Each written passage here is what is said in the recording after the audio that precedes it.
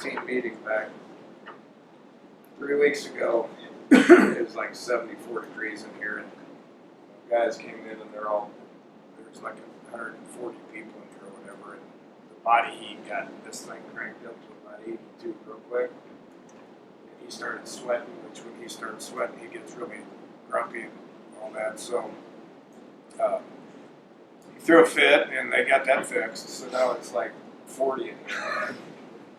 Because he's the one that meets in here once we break, the defense stays and then the linebacker stays. So, like I said, it's pretty cool in here. Too cold for y'all? 67. No. Not bad. It feels colder now. Okay, we're in mock week. Obviously been in school this is the 4th day. I get this out of the way. I'm not happy about the fact that we get less time to prepare than Tennessee does. They start school 6 days later, 5 or 6 days later. I think this is a flaw in how the NCAA does their preseason practices. They did move it to 25 practices as opposed to 29 practices. We did get some morning walkthroughs with balls, which that was good. It's still, with that said, they still get about 5 more days of unlimited time, which if you add that up, that's probably around an extra week of work. Once we got into the 20-hour rule, they got an extra week of work. So, but nonetheless, we started school when we started school. Don't understand why we start on a Wednesday. That's always kind of baffled me. But guys are in a routine from school wise. Had a good scrimmage on Saturday. Was very happy with that. Had a really good weekend around here, and got a lot of work done. Was very pleased with the scrimmage in general. We're still today and tomorrow monitoring weather. There's cells everywhere. That's another annoying part of my job. And we got to get out there and we got to practice today. We got to practice tomorrow. We'll start introducing some our opponent with Tennessee. I'm not going to talk too much about it until next week. with y'all or with our team, we still got battles going on. We still got a lot of assignment technique issues and concerns that we got to continue to address. Figuring out who's going to be on the starting lineups, figuring out special teams lineups. Still got to figure some of that stuff out. So we'll practice hard today and tomorrow to hopefully get a step closer to that. And then we'll get into kind of our mock week. We've talked a lot about the mock week situation since we've been here, and teach them how we do things on Thursday and Friday. We'll travel on Friday. Got a lot of new guys that haven't experienced how we do things on a travel Friday in a game day situation on Saturday. So get a lot of work done when it comes to the logistics on everything for those 3 days. And then we'll get into the actual game week, and we'll talk and watch a whole lot of Tennessee stuff starting on Sunday. So that's where we're at currently.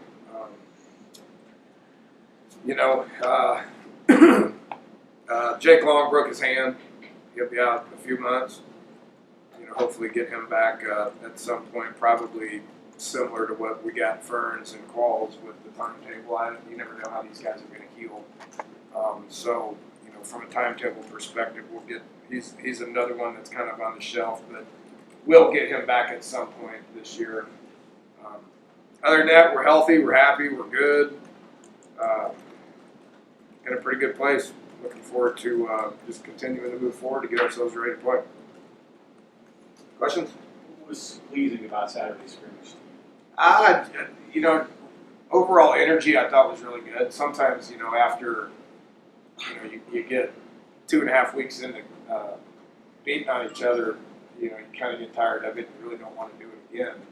We've had less tackle reps, due to how we're supposed to practice. I think that probably had something to do with it.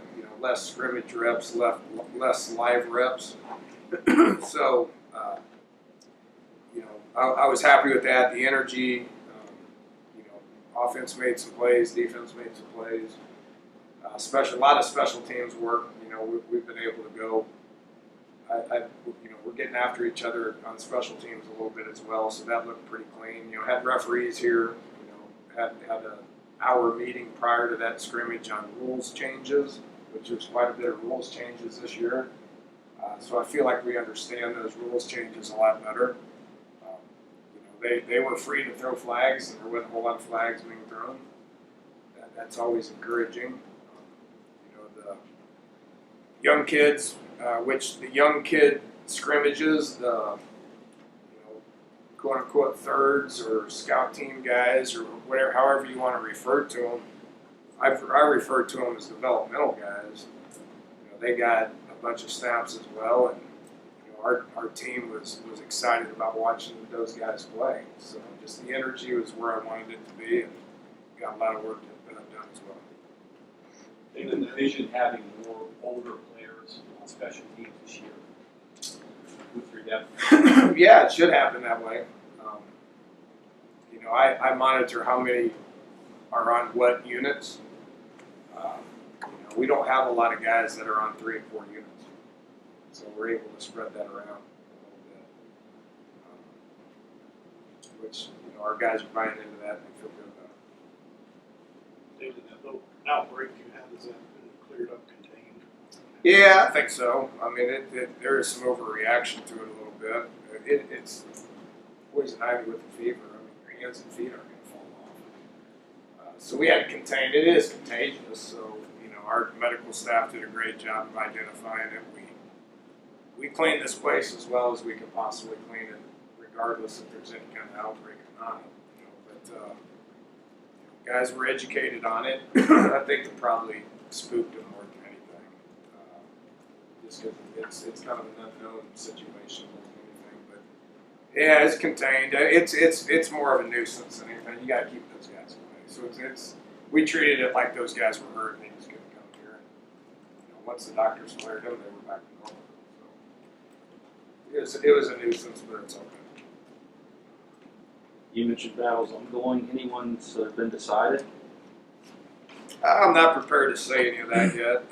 There have been decisions that have been made, obviously, but we want these guys to keep competing. Not prepared to put a depth chart out yet. I mean, I've made decisions, and position coaches have made decisions, but I'm not going to tell y'all, and we're probably not going to tell them. In fairness to wanting to continue to create as much competition as we possibly can. I think that's the best approach with our football team, and my job is to get the best players out there and to get them as good as we possibly can get them. So I'm just not prepared to talk about that at this point.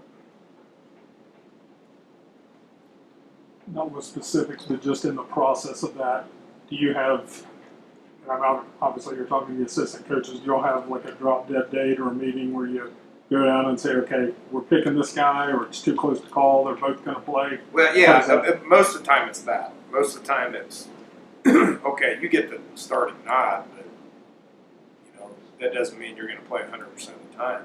There are not many of them that are going to play 100% of the time. And then you got to look into it. If it's a situation where it's going to be 50-50, then I make the decision of how many special teams those snaps those guys play as well. So that's an ongoing conversation, and our guys understand that, and their job. I think we're comfortable with Will Greer being the starter. Jack Allison's doing a good job as a backup, but he's got to continue to fight off Trey Lowe, who's going to get better and better and better.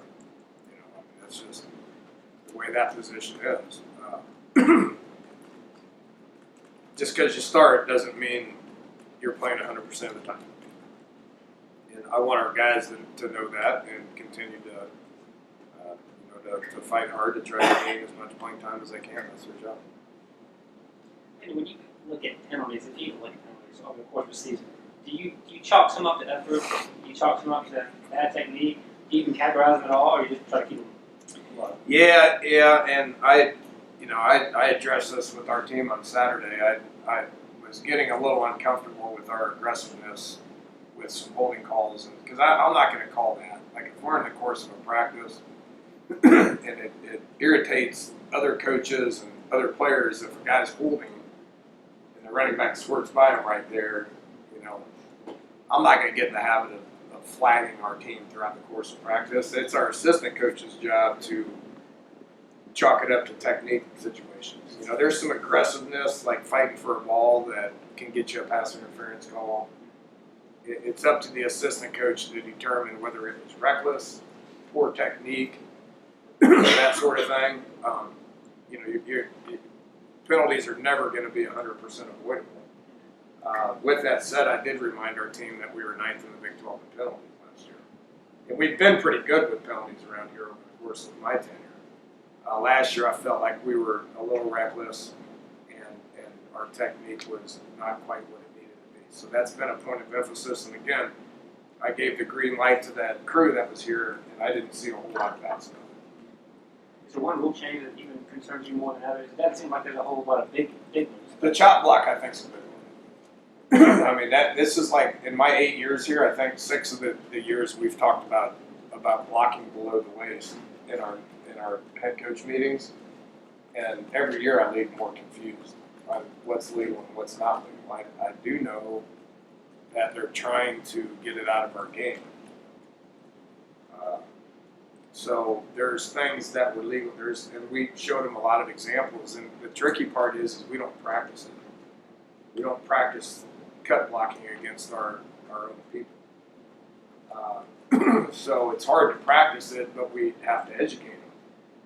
And once again, it's up to each one of the position coaches to communicate to the players, this is an acceptable cut block, this is not an acceptable cut block, and it can go on defense too. Defense can chop down offensive guys, and we do at times. There's just got to be, they have to understand what is acceptable and what is not, because they're going to look very, very closely on cut blocks, and you're going to see more flags on chop blocks this year. In 2012, your teams scored school record points, but you only finished like 7 and 6 because you gave up almost as many points. How do you keep that from happening this year? I mean, what are the differences between this I year respect and the reference, and it's not the first time it's been referenced. we damn sure don't talk about it. I mean, this is a totally different situation. You know, Gibby's been our defensive coordinator, going on 5 years now. We have a lot of continuity with our coaching staff. We have a lot of older players that are experienced Big 12 football players. You can't compare this football team to that football team. You know, you can compare a fifth-year senior quarterback or a senior quarterback and a couple of whiteouts that have good numbers, but other than that, the comparison's not there.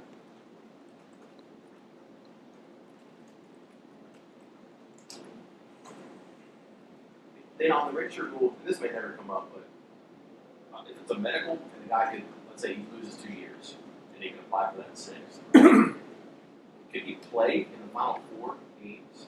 It's a good question, and it's actually been brought up in our conversations, and I don't know if we have a rule to it yet. You know, they're granting 6 years, but we can't go back and. From what my understanding is it's going to get rid of the medical hardship. You know, like if you're, you know, the guys that play in 3 games and then you say he's hurt, which every coach says they were hurt, and whether they truly were or whether they could come back or whatever it is, that's neither here nor there. But it kind of gets rid of that aspect of it, but that's a different conversation than the 6th year. So, I don't know. I don't have an answer for you. I know it's been brought up and we're kind of looking into it. David, transfers, there seemingly have been a number that are getting immediate eligibility. I mean, just a traditional transfer, not a grad guy, including 1-year-olds. Have you got explanations as to why kids are not getting immediate eligibility as straight transfer? Because it could apply to you as many transfers as you get. It's going to continue to trend that way. That's every indication is it's going to continue to trend that way. And no head coach across the country wants to talk about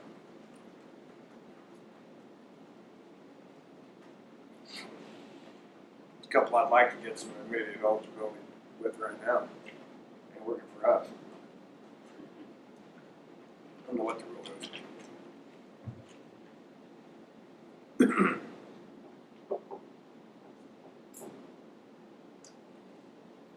You guys are kind of quiet today. We did add a player today, Isaiah Esdale. Interesting story, really.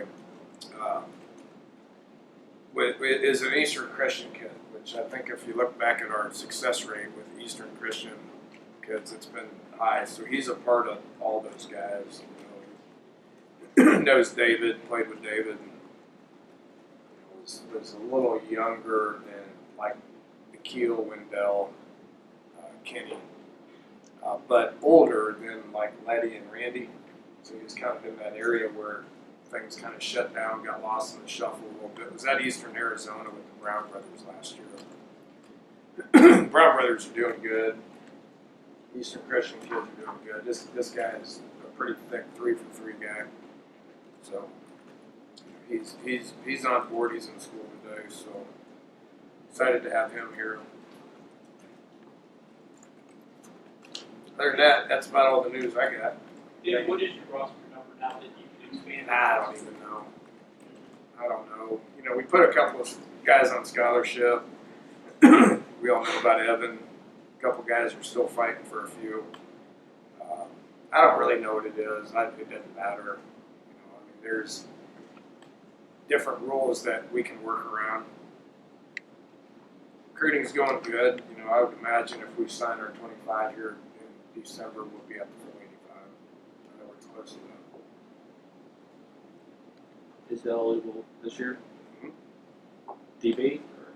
He's a receiver.